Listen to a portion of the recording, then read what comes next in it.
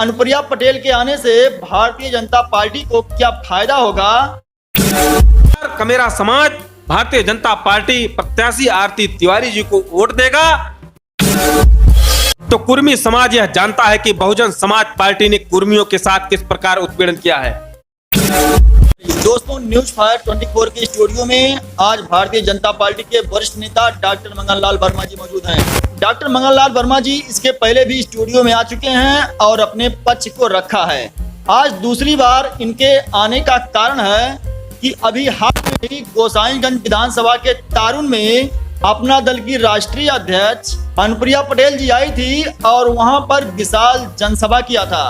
तो हम आज आपसे जानेंगे कि अनुप्रिया पटेल के आने से भारतीय जनता पार्टी को क्या फायदा होगा, और यहाँ पर इसके पहले भी संजय निषाद ने, जो निषाद समाज के नेता हैं और उनकी अपनी पार्टी है, उनके आने से क्या प्रभाव पड़ेगा, इस बारे में हम आपसे चर्चा करेंगे। तो सबसे पहले आपका न्यूज फायर 24 में बहुत बहुत स्वागत है पटेल जी। बहुत बहुत धन्यवाद जी।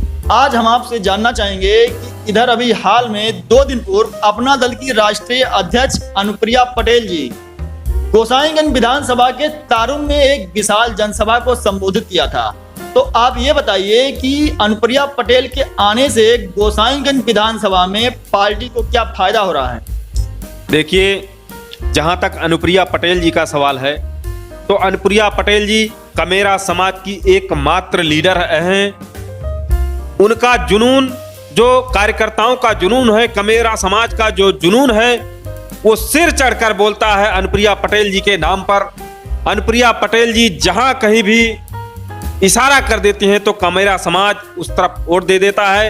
2017 के चुनाव में आप लोगों ने देख चुका होगा, इससे पहले 2 बार लोकसभा चुनाव में भारतीय जनता पार्टी के साथ जो अलायंस रहा है अपना दल का, इसमें आप लोग इसका रिजल्ट देख चुके होंगे।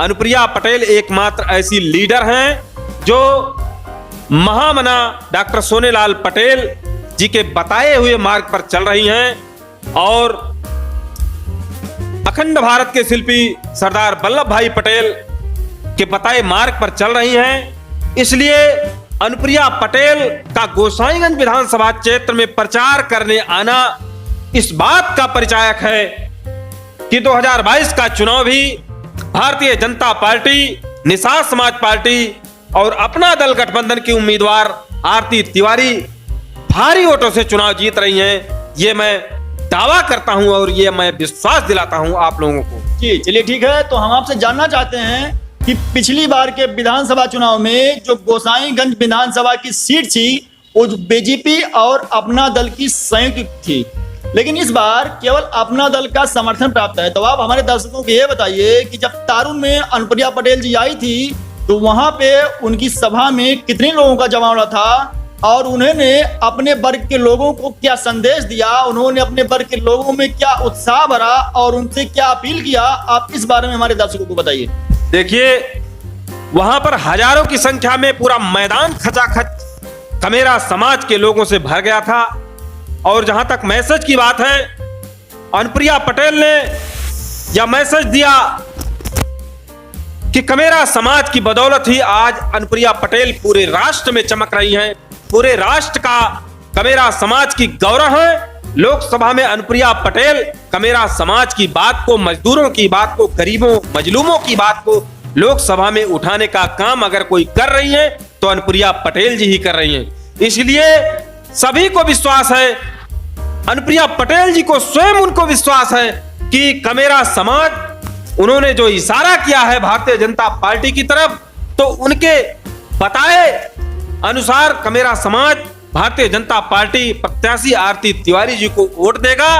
और उनको वोट देने से और आरती तिवारी जब भारी बहुमत से जीतेंगी तो निश्चित ही अनुप्रिया पटेल जी का कद बढ़ेगा और माननीय जो हमारे स्वर्गीय सोनेलाल पटेल जी हैं उनका गौरव बढ़ेगा।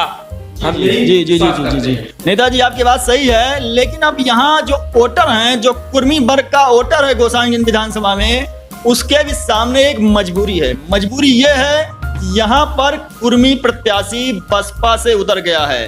अब यहाँ के कुर्मी वोटरों में एक असमंजस की स्थिति है कि वह यहाँ पर आई अनुप्रिया पटेल जी के फरमान को, उनके निवेदन को माने कि यहाँ पर वो अपने समुदाय के, जो वहाँ पर कुर्मी समुदाय का प्रत्याशी है, उसको वोट दें। तो आप इस बारे में बताइए, वोटरों के सामने जो आया असमंजस की स्थिति है कि वो कहाँ पर अपना वोट दें, इस बारे में आप हमारे दर्शकों को बताइए कि क्या माहौल है गोसाईगंज विधानसभा क्षेत्र में। देखिए, जहां तक कुर्मी समाज के प्रत्याशी की बात है, तो कुर्मी समाज यह जानता है कि बहुजन समाज पार्टी ने कुर्मियों के साथ किस प्रकार उत्पीड़न किया है। बहुजन समाज पार्टी की सरकार में सबसे ज्यादा दलित एक्ट का मुकदमा अगर सबसे ज्यादा किसी के ऊपर हुआ था तो कुर्मी समाज के ऊपर हुआ था। मैं आपको बताना चाहता हूं कि कुर्मी समाज के साथ जिस प्रकार से चित्रकूट में, वहां मध्य प्रदेश क्षेत्र में जो कुर्मी समाज के का बेटा ददुआ और ठोकिया को जिस प्रकार से बेरहमी से मारने का काम मायावती ने किया है और उसके गुर्गे सतीश मिश्रा के द्वारा किया गया है, इसको कुर्मी समाज कभी भुलाया नहीं जा सकता है। मैं मानता हूं कि ददुआ और ठोकिया कुछ उनके रास्ते अलग थे, लेकिन वो समाज के लिए उनके कोई रास्ते विपरीत नहीं थे। समाज के विपरीत उन्होंने कोई काम नहीं किया था। उनको मारे जाने से कुर्मी समाज में बेहद नाराजगी है। अभी आपने देखा होगा कि कुर्मी समाज के बड़े नेता किस प्रकार बहुजन समाज पार्टी को छोड़ चुके हैं। जिस प्रकार बस्ती में राम प्रसाद चौधरी, यहाँ पर लालजी वर्मा को मायावती ने बेइज्जत करके बाहर करने का काम किया है, यह कुर्मी समाज कतई भुला नहीं सकता है। और कुर्मी समाज अपना जो भविष्य है वो भारतीय जनता पार्टी की तरफ देख रहा है कि उसका भविष्य भारतीय जनता पार्टी में ही सुरक्षित है। इसलिए बहुजन समाज पार्टी को तो वो किसी भी कीमत पर वोट देने का काम नहीं करेगा, क्योंकि वो जानता है कि कुर्मी समाज का वोट लेने के लिए ही सिर्फ बीएसपी ने यहाँ पर प्रत्याशी उतारा है और कोई बात नहीं है। चलिए ठीक है, आपसे अंतिम सवाल, यहाँ पर जो रैलियां हुई हैं, रैलियों से पहले और रैलियों के बाद, क्योंकि यहाँ पर अनुप्रिया पटेल जी की रैली हो चुकी है और यहाँ पर निषाद पार्टी के संजय निषाद, डॉक्टर संजय निषाद भी यहाँ पर कल एक विशाल जनसभा को संबोधित किया। तो यहाँ पर दो रैलियों के बाद गोसाईगंज विधानसभा में भारतीय जनता पार्टी का समीकरण कितना बदला है, आप इस बारे में हमारे दर्शकों को बताइए।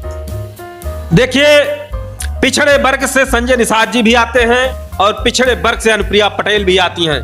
पिछड़े वर्ग के प्रदेश के दो सबसे बड़े नेताओं की लगातार रैलियों से यह पूरे संदेश चला गया कि पिछड़ा वर्ग का मतदाता पूरी तरह से भारतीय जनता पार्टी के साथ पहले भी था और आज भी है, जिसके कारण भारतीय जनता पार्टी बहुत ही भारी मतों से चुनाव जीतेगी। क्योंकि पिछड़े वर्ग का, अति पिछड़े वर्ग का जो उनका सुरक्षा है, उनकी व्यवस्था है, वो भारतीय जनता पार्टी में ही सुरक्षित है और कहीं उसकी सुरक्षित नहीं है। चलिए ठीक है, आपका बहुत बहुत धन्यवाद। तो हम आपसे आगे भी बात करते रहेंगे और हम आपको अपने स्टूडियो में बुलाते रहेंगे।